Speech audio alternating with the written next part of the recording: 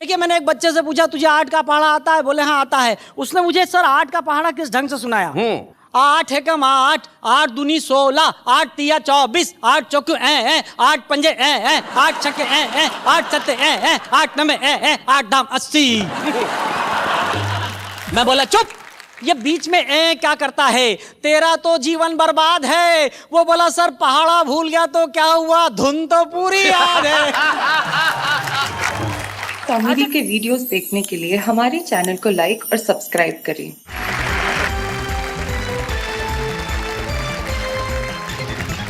तो ये मिलकर कहते हैं एक बार वाह क्या बात है।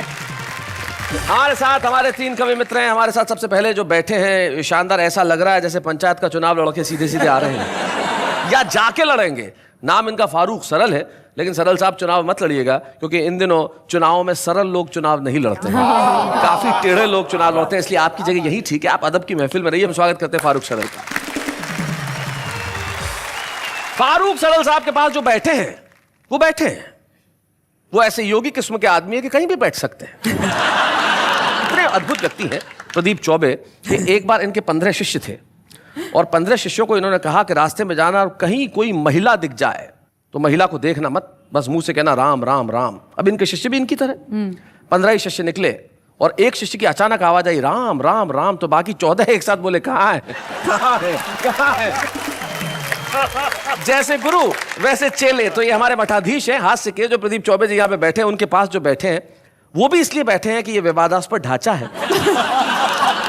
एक ऐसा व्यक्ति जिसकी आंखों में करुणा और रुदन का ऐसा स्थायी भाव है जिसे देख के ये लगता है कि उसका जन्म केवल चंदा लेने के लिए हुआ है। लेकिन दिनेश दिग्गज एक अद्भुत व्यक्तित्व है और हमारे बड़े ही कमाल के कवि हैं। और इस आत्मविश्वासी कवि को मैं सबसे पहले इस मंच पे बुलाना चाहता हूं कि दिग्गज जी जरा आइए, कुछ सुनाइए और भाई आप लोग जरा तालियां बजाइए।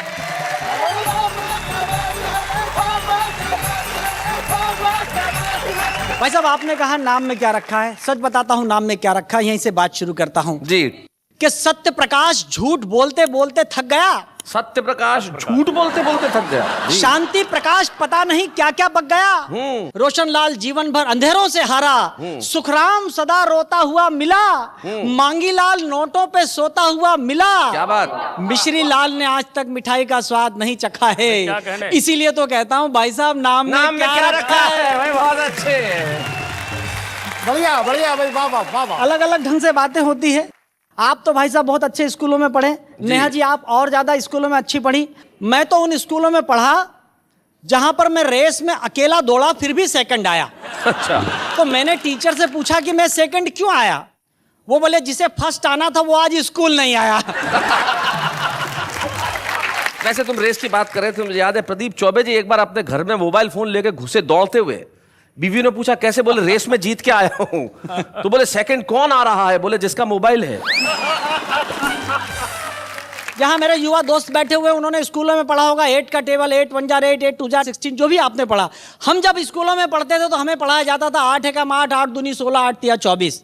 देखिए, मैंने एक बच्चे से पूछा तुझे 8 का पहाड़ा आता है? बोले हाँ आता है। उसने मुझे सर 8 का पहाड़ा किस ढंग से सुनाया।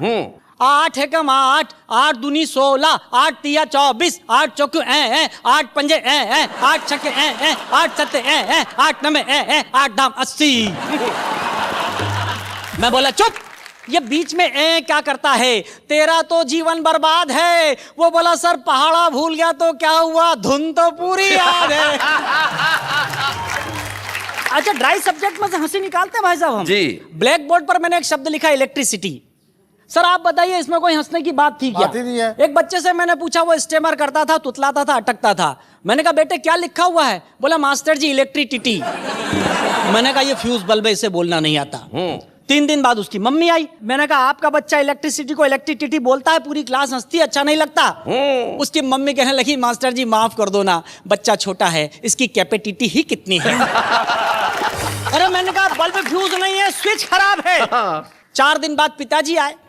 मैंने कहा आपका बच्चा इलेक्ट्रिसिटी को इलेक्ट्रिसिटी बोलता है, आपकी पत्नी कैपेसिटी को कैपेसिटी बोलती है, पूरी क्लास हंसती है, अच्छा नहीं लगता। उसके पिताजी कहने लगे मास्टर जी बात बहुत छोटी सी है पर फोकट की पब्लिसिटी मत करो यार।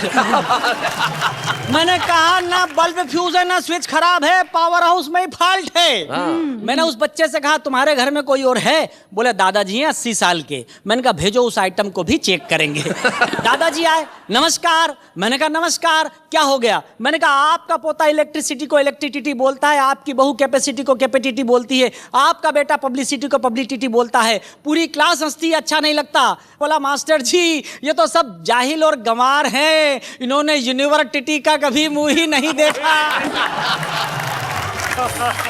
और हकीकत है साहब, शिक्षा क्या हो गई है जी। पुराने जमाने में होता था कोई बच्चा स्कूल नहीं आता था तो स्कूल से 4-5 बच्चे जाते थे, उसके हाथ पैर पकड़ के उसे ऐसे ऐसे करके लाते थे। आंचलिक भाषा में कहते हैं टांगा टोली करके लाते थे जी। ये दृश्य खत्म हो गए, शिक्षा के प्रति अनुराग खत्म हो गया।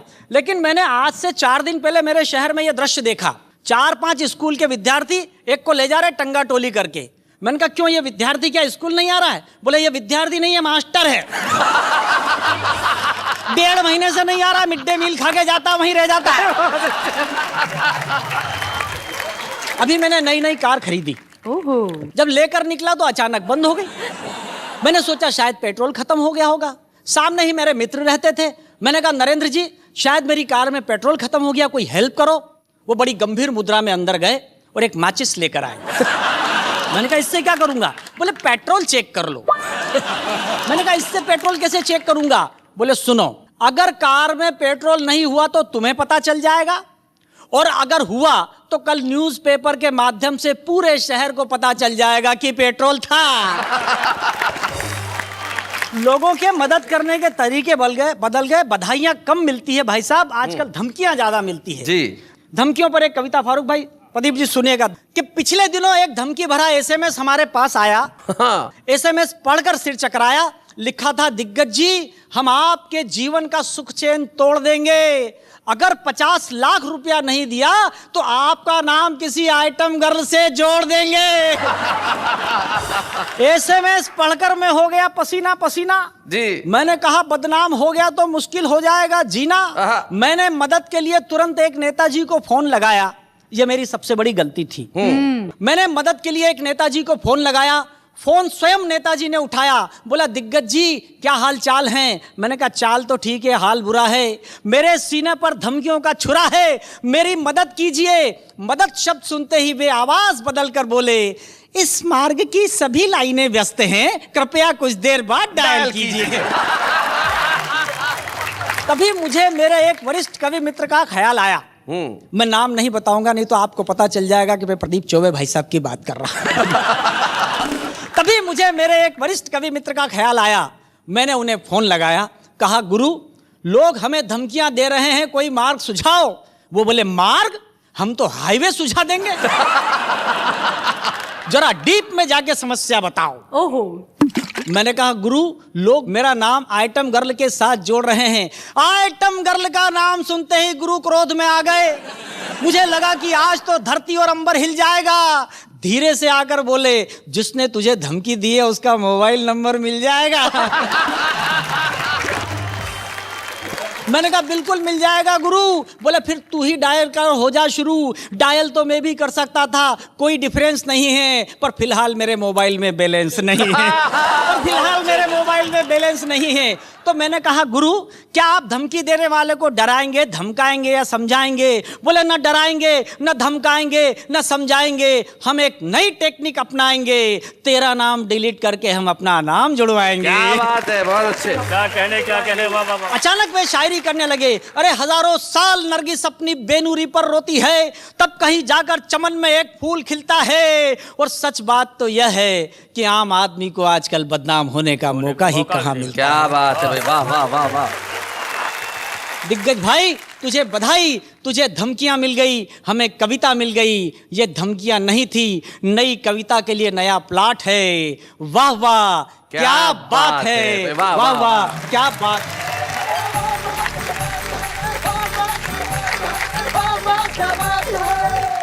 बहुत बढ़िया भाई दिनेश दिग्गज, आपने बहुत अच्छा सुनाया। दिनेश मेरा बड़ा पुराना ही विद्यार्थी है और मैं जानता हूँ कि इसको धमकियां ऐसी जिंदगी के अंदर आती रहती, लेकिन धमकियां सपनों में भी होती है।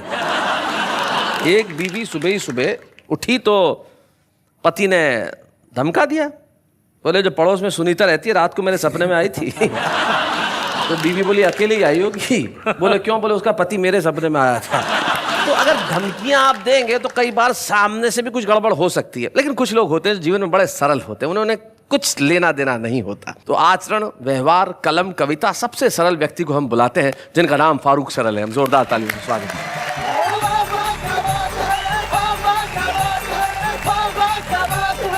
बहुत अच्छा लग रहा वाह में आके के। मैं सोच रहा हूँ 2 छंद अपने मिजाज के विपरीत पढ़ दूँ, जिसमें आप सरल नजर नहीं आ रहे हैं। मैंने जब परचून की दुकान खोली, ग्रोसरी स्टोर जिसमें घर का छोटा मोटा सामान मिलता हो जी, पहले ही दिन एक महिला माचिस खरीद के ले गई। बरसात के मौसम में माचिस थोड़ी सीली थी, वो जली नहीं, वापस करने आई। मैंने एक तीली निकाली और उसको थोड़ी देर तक अपनी दाढ़ी के ऊपर रगड़ा। माचिस सूख गई और मैंने जला के दिखाया। बोला माचिस बहन जी बहुत अच्छी, इसको ले जाओ। लेकिन महिला बिगड़ गई, बोली अब मैं माचिस से बिल्कुल नहीं ले जाऊंगी। मैंने कहा तर्क के आधार पर उत्तर दो, माचिस क्यों नहीं ले जाओगी जब जल रही है? तो उसने जो तर्क दिया वो मैं पढ़ता हूँ, सुनिएगा। कि ले गई खरीद कर माचिस नहीं जली, तो लौट के दुकानदार से वो लगी लड़ने।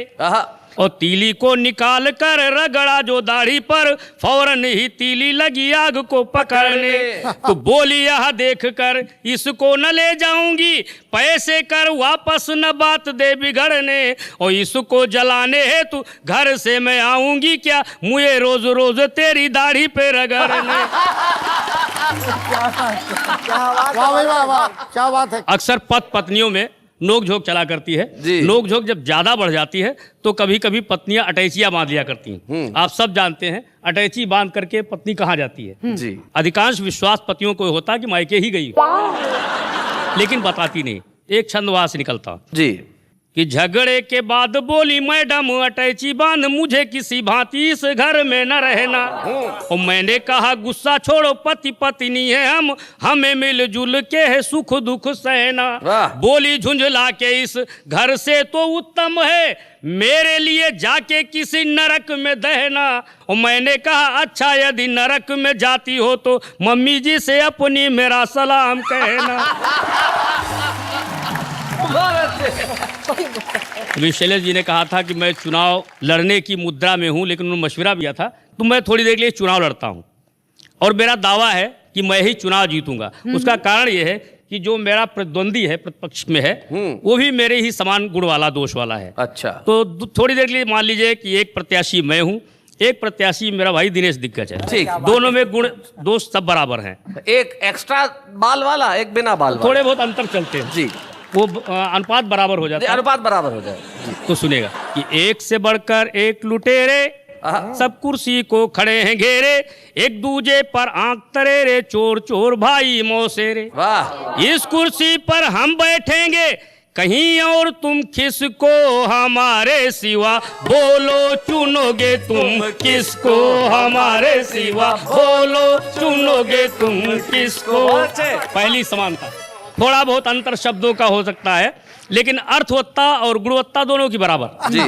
कि मैं झगड़ालू ये है लड़ाकू, मैं चंगेजी हूँ ये हलाकू, मैं हूँ छुरी और ये चाकू, मैं भी डाकू ये भी डाकू। क्या बात है। और दोनों देश को ही लूटेंगे, चुनिए चाहे जिसको हमारे सिवा, बोलो चुनोगे तुम किसको हमारे सिवा, बोलो चुनोगे तुम किसको। कि राजनीति का एक कहरा, राजनीति का एक कहरा, अपना मकसद एक ही ठहरा, दोनों का संबंध है गहरा, मैं हूँ अंधा ये है बहरा। क्या बात है। दोनों नहीं सुने देखेंगे, रोज चाहे सिसको हमारे सिवा, बोलो चुनोगे तुम किसको हमारे सिवा, बोलो चुनोगे तुम किसको। ये लड़ाई झगड़े सिर्फ थोड़ी देर के होते हैं, उसके बाद फिर हम एक हो जाएंगे। कि बस चुनाव भर हम्मा हम्मा, बस चुनाव भर हम्मा हम्मा, धमा चौकड़ी धम्मी धम्मा, जीत गए तो दम्मा दम्मा, वल्ले वल्ले छम्मा छम्मा। क्या बात है। एक करेगा वहां भांगड़ा, एक करेगा डिस्को हमारे सिवा बोलो, सुनोगे तुम किसको, हमारे सिवा बोलो, सुनोगे तुम किसको। भाई क्या बात है।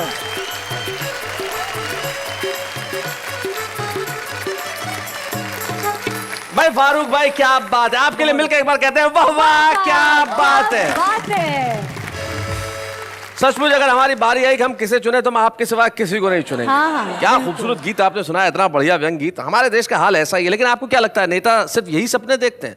प्रदीप भाई, एक नेता एक सपना देखता था कि रोज सपने में रात को चुनाव हार जाता था, तो डॉक्टर के पास पहुंचा, कुछ दवाई दीजिए, मैं रोज रात को सपने में चुनाव हार जाता हूँ। डॉक्टर ने दवाई दी, दूसरे ने आया, बोले क्या दवाई दी, गड़बड़ हो गई। बोले क्या? बोले कल तक तो हार ही रहा था, आज तो जमानत जब्त हो गई। तो जिस देश में सपनों में भी ये हाल हो, उस देश का क्या किया जाए। लेकिन कुछ लोग होते हैं जो हकीकत में इतना हंसाते हैं कि आप सपने भी उन्हीं के देखते हैं। प्रदीप चौबे उनमें से ऐसा ही नाम है, जो हकीकत में आपको इतना हंसाएंगे कि आज रात को जब आप सोएंगे तो सपने में भी आपको प्रदीप चौबे नजर आएंगे। लेकिन डरावने सपने उसे नहीं कहते, वहां पे भी वो आपको हंसाने के लिए आएंगे।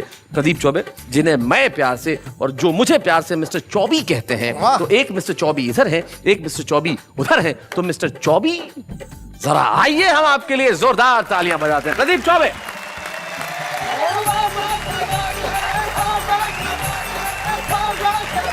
बड़ी मुसीबत होती है कवियों की, और खासकर हास्य कवियों की। जो थोड़ा बहुत नाम मिल जाता है, लोकप्रियता मिल जाती है, तो उनके लिए संकट भी होता रहता है।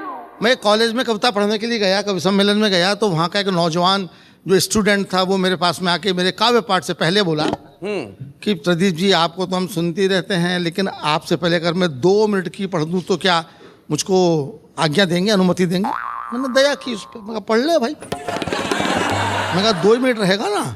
हाँ बोले, भरोसे का आदमी हूँ, मगर माइक अच्छों को नहीं छोड़ता साहब। मेरे पढ़ने के पहले 2 मिनट के लिए आया हुआ कवि, उसने जो कुछ किया वो इस कविता का विषय है। सुना। केवल 2 मिनट के लिए आया हुआ कवि जब 2 घंटे कविता पढ़ गया तो पीछे बैठे हुए कवियों का मानसिक संतुलन बिगड़ गया। एक ने उसका कुर्ता पकड़ के खींचा, कुर्ता काफी पुराना था, कुर्ता काफी पुराना था, आधा हाथ में आ गया। फटा हुआ कुर्ता देख के कवि ताव खा गया, पलट के बोला क्या कुर्ता ही फाड़ दिया, 1 घंटा और पढ़ूंगा। और वो फिर शुरू हो गया। कवियों में टेंशन भी दोबारा शुरू हो गया। बड़े कवि ने छोटे कवि से कहा, ये कुर्ते से नहीं मानेगा। तो साहब ये वाली बात है, जो आपके हंसने के लिए जिंदगी मिलती है। 2 बैठे हैं बेचारे यहाँ पर, इनको गंजा गंजा कह करके, ये मुझे बहुत बुरा लगता है, बहुत बुरा लगता है। भाई गंजों के अनुभव बड़े शार्प होते हैं। एक गंजे के पास खड़ा था, एक विराट गंजा था। ये तो क्या लगते हैं, वहाँ तो पूरा मैदान ही साफ था, दूर तक कहीं छाया नहीं थी, पूरा मैदान चमक रहा था। अगला धूप में और खड़ा था, और तेल भी लगा रखा था। मेरी तो निगाह तक फिसल रही थी।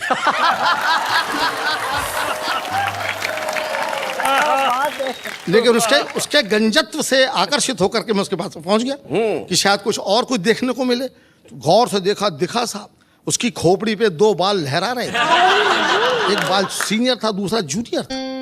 तो जूनियर बाल ने सीनियर बाल से कहा कि दादा, अपन दोनों आपस में शादी कर लें तो ये मैदान लहलहा जाए। तो सीनियर बाल बोला, ऐसा नहीं हो सकता भैया, इस देश में बाल विवाह पे पाबंदी है।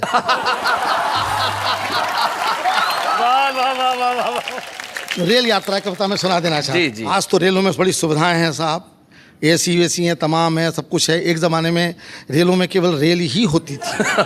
और अभी मैं गया आपके राजस्थान में, बीकानेर इलाके में, वहाँ पर आज भी मीटर गेज है, मीटर गेज। वो शायद आप मीटर गेज के बारे में नहीं जानते होंगे, क्योंकि ब्रॉड गेज चलता है आजकल, मुझे खुद नहीं मालूम था जी। और वहाँ मीटर गेज थी, उसी में बैठना था। तो मैंने गार्ड से पूछा कि गार्ड साहब मीटर गेज किसको बोलते हैं? तो बोला बैठ के देखो। मैं बैठ गया, उसी में जाना था। मीटर गेज में बैठने के बाद मुझे पता चला कि वो गाड़ी 1 घंटे में 1 मीटर जाती थी। और जब वो गाड़ी चली तो उसकी स्पीड देख के मेरे को रोना आ रहा था। अच्छा। तो मैंने गार्ड से पूछा कि गार्ड साहब एक फ़ोन करके आ जाऊं तो क्या मैं दौड़ के गाड़ी पकड़ लूंगा? तो गार्ड बोला, बहुत तेज मत दौड़ना, वरना अगली गाड़ी में बैठ जाओगे। रेल की जनरल बोगी में सफ़र किया मैंने, आपको सच्ची का कविता सुना रहा हूँ। उसे रेल की जनरल बोगी इसलिए कहते हैं कि उसमें धक्के खाते खाते आदमी में जनरल जैसा विल पावर आ जाता है। तो उसमें जो कुछ हुआ बताता हूँ जी। भारतीय रेल की जनरल बोगी, पता नहीं आपने भोगी कि नहीं भोगी। एक बार हम भी कर रहे थे यात्रा, प्लेटफॉर्म पर देखकर सवारियों की मात्रा हमारे पसीने छूटने लगे, हम झोला उठाकर घर की ओर फूटने लगे। तभी एक कुली आया, मुस्कुरा के बोला, अंदर जाओगे? हमने कहा तुम पहुंचाओगे? वो बोला, बड़े बड़े पार्सल पहुंचाए हैं, आपको भी पहुंचा दूंगा, मगर रुपए पूरे 50 लूंगा। हमने कहा 50 रुपया? वो बोला, हाँ भैया 2 रुपए आपके बाकी सामान के। हमने कहा यार सामान नहीं है, अकेले हम हैं। वो बोला, बाबूजी आप किस सामान से कम हैं? भीड़ देख रहे हैं, कंधे पे उठाना पड़ेगा, धक्का दे के अंदर पहुंचाना पड़ेगा, मंजूर हो तो बताओ। हमने कहा देखा जाएगा, तुम उठाओ। कुली ने बजरंगबली का नारा लगाया और पूरी ताकत लगा के हमें जैसे ही उठाया कि खुद बैठ गया। ताकत लगा के जैसे ही उठाया खुद बैठ गया। दूसरी बार कोशिश की तो लेट गया। हाथ जोड़कर बोला, बाबूजी भगवान ही आपको उठा सकता है, हम क्या खाकर उठाएंगे, आपको उठाते उठाते खुद दुनिया से उड़ जाएंगे। तभी गाड़ी ने सीटी दे दी, हम झोला उठाकर धाए, बड़ी मुश्किल से डिब्बे के अंदर घुस पाए। डिब्बे के अंदर का दृश्य और घमासान था, पूरा डिब्बा अपने आप में हल्दी घाटी का मैदान था। लोग लेटे थे, बैठे थे, खड़े थे, जिनको कहीं जगह नहीं मिली वो बर्थ के नीचे पड़े थे। अच्छा। हमने गंजे यात्री से कहा, भाई साहब थोड़ी सी जगह हमारे लिए भी बनाइए। वो सिर झुका के बोला, आइए हमारी खोपड़ी पे बैठ जाइए। झल्लाया हुआ था बहुत। तभी एक भरा हुआ बोरा डिब्बे के अंदर चढ़ा, आगे बढ़ा और गंजे के सिर पर गिर पड़ा। गंजा चिल्लाया, किसका बोरा है? बोरा फौरन खड़ा हो गया और उसमें से एक लड़का निकल के बोला, अकेला बोरा नहीं है अंकल जी, बोरे के अंदर 12 साल का छोरा है। अंदर आने का यही एक तरीका है, हमने अपने माँ बाप से सीखा। वाह। आप तो एक बोरे में घबरा रहे हैं, जरा ठहर तो जाओ, अभी गद्दे में लिपट के हमारे बाप जी अंदर आ रहे। उनको आप कैसे समझाएंगे? हम तो खड़े भी हैं, वो तो आपकी गोद में लेट जाएंगे। एक और देखिए, छोटा सा व्यंग है जी। एक यात्री बर्थ के नीचे से निकलता हुआ, अपनी आंखें मलता हुआ, फिल्मी अंदाज में बोला, मैं कौन हूं? मैं कौन हूं? उसका पड़ोसी बोला, शुक्र करो बेटा कि हो, वरना कल रेलवे कर्मचारी पूछते कि ये कौन था। इतना सुनते ही पूछने वाला मौन था। मगर एक अंतिम सीन तो आपको जरूर अच्छा लगेगा, क्योंकि आपको भी ऐसा अनुभव आया ही होगा। अचानक गाड़ी बड़ी जोर से हिली, एक यात्री खुशी के मारे चिल्लाया, अरे चली चली। दूसरा बोला, जय बजरंगबली। तीसरा बोला, या अली। हमने कहा गाड़ी तो बगल वाली जा रही है। गाड़ी तो बगल वाली जा रही है और तुमको अपनी चलती नजर आ रही है। प्यारे, सब नज़र का धोखा है। दरअसल ये रेलगाड़ी नहीं, हमारी जिंदगी है, और जिंदगी में धोखे के अलावा और क्या होता है? क्या होता है? क्या बात है, वाह वाह वाह।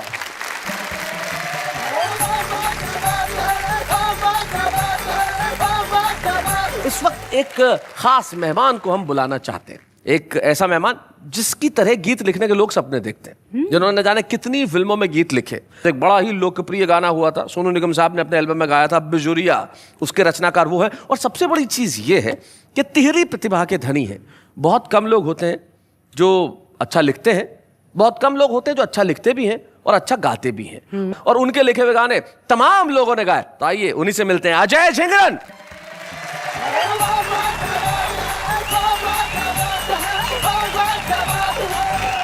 पहले वही गीत पेश करूंगा जो मेरी पहचान बना हुआ है पूरे देश में। मेरा पहला गीत था, तो मुझे आज भी वो लम्हा याद है जब वो गीत रिलीज हुआ था, तो मैं कैसे भाग के ऑडियो की शॉप पे गया था खरीदने के लिए अपना कैसेट। ये सपना होता है, सहारनपुर से एक लड़का आता है जिसका नाम अजय झिंगरन होता है, और इनकी एक ख्वाहिश होती है कि जब मेरा गाना आया तो मैं ऑडियो कैसेट खरीद के लाऊं। ये ख्वाहिश पूरी हुई। खूबसूरत गाना अजय हमें सुना रहे हैं जो अजय ने लिखा।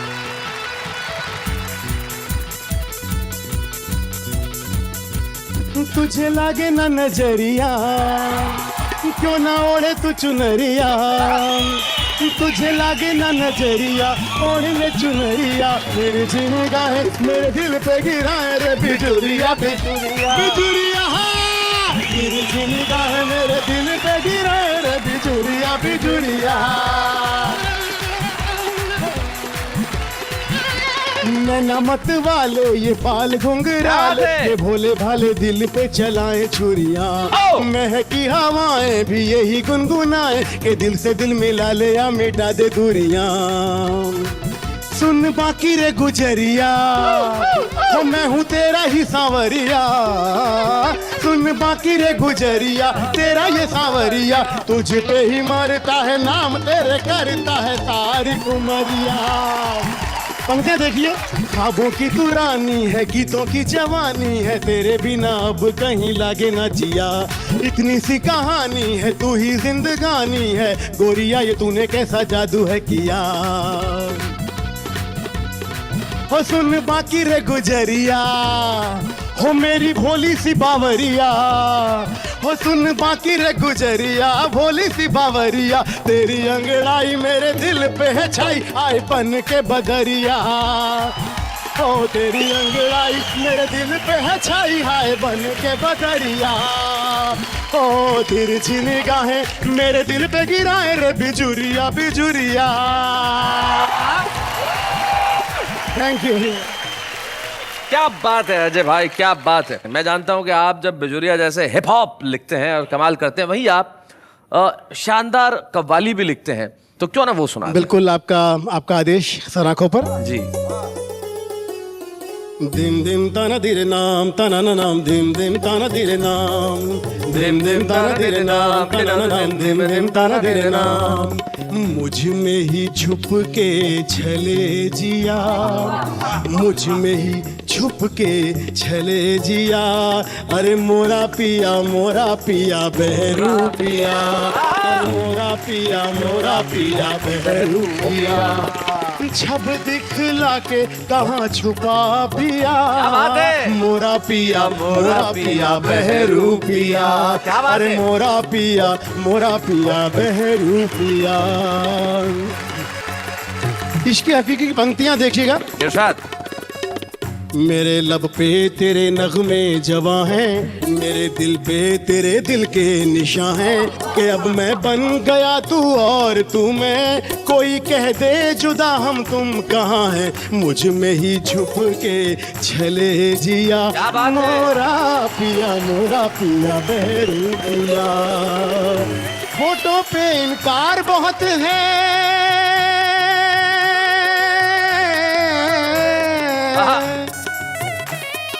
फोटो पे इनकार बहुत है, लेकिन तुमसे प्यार बहुत है।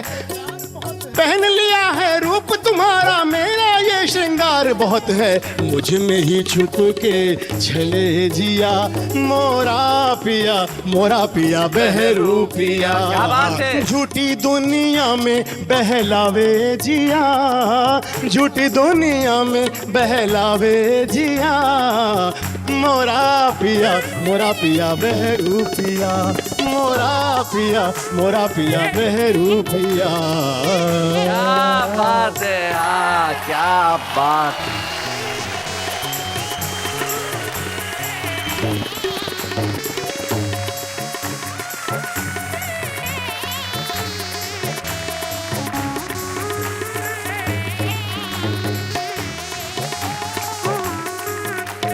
भाई क्या बात है। अजय झिंगुरन जी ने जिस ढंग से, जिस अंदाज से अपनी रचनाओं को यहां सुनाया, उससे यह साबित होगा कि कविता हर जगह बसती है।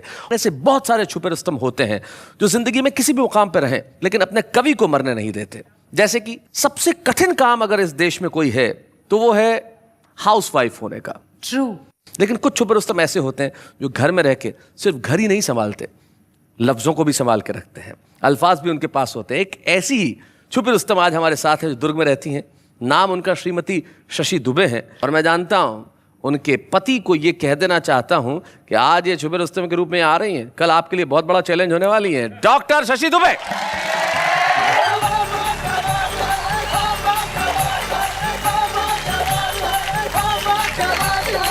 शैलेश जी, जी। तनाव से चेहरे पर पिंपल पड़ते हैं जी। रोने से चेहरे पर रिंकल पड़ते हैं, इसलिए वाह वाह क्या बात है देखकर मुस्कुरा दो, क्योंकि मुस्कुराने से चेहरे पर डिंपल पड़ता है। क्या बात है, क्या बात है। एक कुंवारी कन्या ने बुजुर्ग महिला से पूछा, प्यार और शादी में क्या भिन्नता होती है? महिला ने कहा, रे पगली, प्यार अंधा होता है हाँ। और शादी आंखें खोल देती है। प्यार में दो दिल इतने पास आ जाते हैं, इतने पास आ जाते हैं कि बिना बोले एक दूसरे की सारी बातें समझ जाते हैं। क्या बात है। और शादी में शरीर तो पास रहते हैं किंतु दिल इतने दूर हो जाते हैं, इतने दूर हो जाते हैं कि बिना चिल्लाए एक दूसरे को अपनी बातें समझा नहीं पाते। क्या बात है भाई, बहुत बढ़िया। प्यार है टॉफी जो रहती तो कुछ देर तक है किंतु मुंह में मिठास घोल देती है, और शादी है च्युइंग गम जो रहता तो देर तक है पर मुंह बेस्वाद कर जाता है। वाह वाह। दरअसल प्रेमिका नाम है प्यास का हाँ। और पत्नी नाम है तृप्ति के एहसास का। वाह। पुरुष प्यास की खातिर बार बार प्रेमिका के पास जाता है किंतु पत्नी के बिना रह भी नहीं पाता है। भाई वाह वाह वाह वाह, बहुत अच्छे। पुरुष चाहता है दोनों हाथों में हो लड्डू किंतु अरे ओ निखड्डू, तुझे इतनी सी बात समझ में नहीं आती है कि एक म्यान में दो तलवारें कभी रह नहीं पाती। क्या बात है, बहुत अच्छा। हर पत्नी की यही इच्छा होती है कि उसका पति उसे आई लव यू बोले, किंतु पति सब कुछ कहता है, बस यही 3 शब्द नहीं। यही बहुत अच्छे। यही जानने के लिए मैंने एक बार अपने पति से कहा, क्यों जी, अगर मैं आपसे लड़ झगड़ कर कहीं दूर चली जाऊं या घर से भाग जाऊं तो तुम क्या करोगे? रोगे, पछताओगे, मेरी याद में आंसू बहाओगे, अखबारों में विज्ञापन दोगे, कैसे कैसे विज्ञापन दोगे, जरा मुझसे भी तो कहो। पति ने कहा, री पगली, मैं तेरा शुभ चिंतक हूँ, लिखूंगा जहां भी रहो खुश रहो। जैसे ही पति प्रवचन सुनकर घर आया, आते ही पत्नी को गले लगाया। पत्नी हर्षाई, शर्माई, सकुचाई। अपने पति की यह अदा उसे बहुत पसंद है। पूछा, क्यों जी, क्या गुरुजी ने रोमांस करने को कहा है? पति ने कहा, नहीं री पगली, अपने दुख को गले लगाने को कहा। एक पत्नी ने अपने पति से कहा, क्यों जी, जब हमारी नई नई शादी हुई थी तब तो आप बड़ा प्यार जताते थे, मैं खाना बनाती थी, आप मुझे प्रेम से निहारते थे, पहले मुझे खिलाते थे, फिर खुद खाते थे, अब आपके प्यार को क्या हो गया है? पति ने कहा, री पगली, अब तुझे खाना बनाना आ गया। चले जी, अभी आप कह रहे थे सपने देखना चाहिए। हाँ। तो मैं आपसे कहना चाहूंगी कि सपने भी सोच समझकर देखना चाहिए जी। एक बेरोजगार नवयुवक ने भगवान के सामने अर्जी लगाई, अपनी छोटी सी डिमांड बतलाई। हे भगवान, एक जॉब दे दे, एक बंगला, एक बड़ी सी गाड़ी जिसमें बैठी हो मेरे साथ कन्याकुमारी। भगवान की कृपा से खुल गया उसका भी मुकद्दर और गर्ल्स कॉलेज की बस चला रहा है बनकर ड्राइवर। एक नवयुवती जिसने देखी थी पिक्चर शोले, बार बार भगवान के सामने यही डायलॉग बोले, हे भगवान, मुझे कुछ नहीं चाहिए, मेरी माँ को एक दामाद दे दे। भगवान की कृपा से उसकी भी किस्मत खुल गई और उसकी तो नहीं, उसकी छोटी बहन की शादी हो गई। तो शैलेश जी, रोने से तो आंसू भी पराये हो जाते हैं जी, और हंसने से पराये भी अपने हो जाते हैं। इसलिए वाह वाह क्या बात है, देखते रहिए, मुस्कुराते रहिए, हंसते रहिए। क्या बात, वाह वाह, क्या बात है भावेश जी। तो भाई शशि दुबे जी ने आज यहाँ पे कमाल कर दिया, जो छुपे रुस्तम के रूप में आई और जिस आत्मविश्वास के साथ कविताएं पढ़ी, निश्चित तौर पे अब ये छुपे रुस्तम नहीं रही, सारे मुल्क में प्रसिद्ध होने के लिए अब आप तैयार हो जाइए। आपकी कविताएं आज सारी दुनिया ने सुनी है और कल जब आप जाएंगी लोग आपके ऑटोग्राफ लेंगे और कहेंगे आप वही है ना जो छुपे रुस्तम में आई थी। आइए हम आपके ऑटोग्राफ के जीवन की शुरुआत करते हैं और आपको एक स्मृति चिन्ह देना चाहते हैं कि आपकी सफलता का प्रारंभ उस मंच से हुआ जिसका नाम है वाह वाह क्या बात है। बच्चे हैं या बूढ़े हैं, नर है या नारी है, हंसी देने वालों के सब ही आभारी हैं। कविता सुनाने वाले अब सबके साथ हैं। क्या बात है। वैसे अब मुझे समझ में आ गया क्या? कि सपने वही देखने चाहिए जो साकार हो सके। ओके, यानी कि अब तुम एंकर बनने का सपना नहीं देख रही हो। वो सपना नहीं है। चलिए, सपने वही देखने चाहिए जो साकार हो सके, लेकिन सपने जरूर देखने चाहिए और ये कभी तय नहीं करना चाहिए कि मैं जो सपना देख रहा हूं वो साकार होगा या नहीं, क्योंकि सपना देखना मेरा कर्तव्य है और उन्हें साकार करना उसकी जिम्मेदारी है। लेकिन उसकी जिम्मेदारी निभाने से पहले हमें अपना परिश्रम तो करना पड़ेगा। और इस देश का आम आदमी जो है वो बड़े सपने देखता है, हकीकत में बातें कड़वी कड़वी कहता है, लेकिन सपने बड़े अच्छे देखता है। अब उनके सपने और हकीकत की बातें क्या होती है, जरा देखते हैं। उम्र काफी नादान है मेरी, हंस के जीने की पहचान है मेरी। दिल दुखों से भरा हो आपका तो मेरे पास आइए, दिल रिपेयर करने की दुकान है मेरी। हार से पहले मैं उम्मीद क्यों छोड़ूं?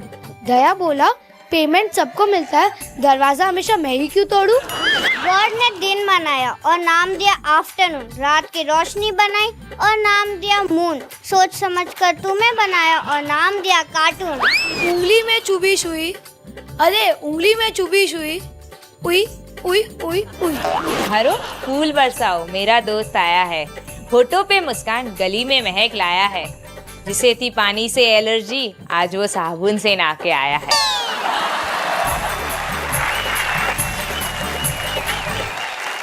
तो भाई ये जो हमारा कॉमन मैन है, जो आम आदमी बड़ा कमाल करता है। और हमारे देश में जो 80% देश गांवों और कस्बों में बसा हुआ है, वो हमारा देश आम आदमी ही है। वहां पे अगर कोई व्यक्ति तरक्की करता है तो बड़ी खुशी की बात होती है।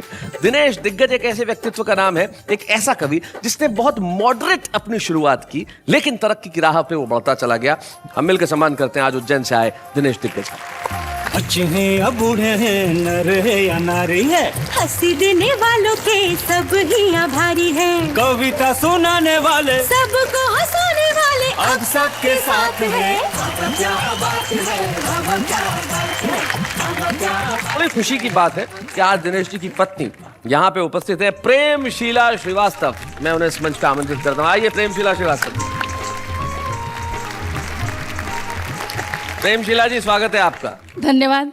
आपकी अरेंज मैरिज है या लव मैरिज? Arrange marriage. लेकिन हमें तो विश्वस्त सूत्रों द्वारा ज्ञात हुआ है कि ये लव मैरिज थी। सब लोगों को पता लग जाएगा इसलिए। मतलब अरेंज बता रही है, तो लव मैरिज बताने में क्या दिक्कत है? मतलब इनसे प्यार हुआ, इसमें शर्मिंदगी है? तो क्यों? क्योंकि सभी लोग सुन रहे होंगे। भाई देखो, भारतीय संस्कृति देखिए कि सभी लोग सुन रहे हैं, तो मैं सबके सामने नहीं कह सकती कि मैं पति से प्यार करती हूँ। भाई वाह वाह, इस संस्कृति को प्रणाम करते हैं, बहुत अच्छे। क्या कैसा व्यवहार रहता है घर में इनका? डरते हैं मुझसे बहुत। क्या आप मतलब पीटती वीटती हैं, क्या करती हैं? नहीं, पीटती नहीं है, फिर भी डरते हैं, खाली धमका रखा है? हाँ। अच्छा। आज आप कैसा महसूस कर रही हैं? आज मुझको बहुत खुशी हो रही है कि आपने यहाँ इनको सम्मान किया और मुझे भी बुलाया। बहुत बहुत ज्यादा खुशी हो रही है। क्या बात है, वाह वाह, बहुत स्वीट है। दिनेश, आप कुछ कहना चाहते हैं? निश्चित रूप से आज खुशी का इसलिए भी मौका है कि जहाँ मेरी पत्नी और मुझे आपने सम्मानित किया, लेकिन उससे बड़ी बात यह है कि मेरे परिवार के जो सबसे अहम और बड़े सदस्य हैं, हमारे आचार्य पीठ के जो सबसे बड़े सदस्य हैं, यानी आप, वो आप मेरे साथ हैं। और शायद ज़िंदगी में ईश्वर से मैंने अगर और कुछ भी मांगा होता आज के दिन तो मिल जाता, पर आज आपने मेरा जो सम्मान किया आपकी उपस्थिति में, आपके हाथों से, शायद मैं इस जन्म में नहीं भूल पाऊंगा। और अगला जन्म अगर मुझे मिला तो आपको बड़े भाई के रूप में ढूंढना मेरी पहली प्राथमिकता होगी।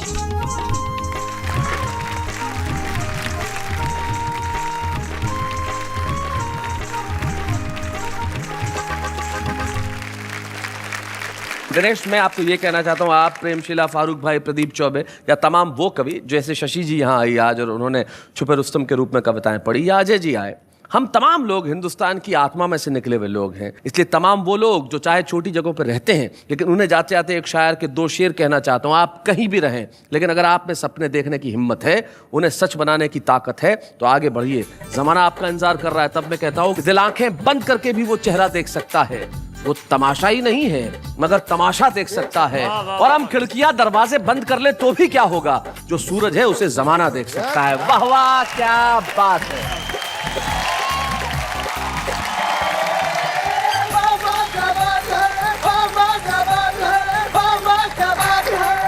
कॉमेडी के वीडियोस देखने के लिए हमारे चैनल को लाइक और सब्सक्राइब करें।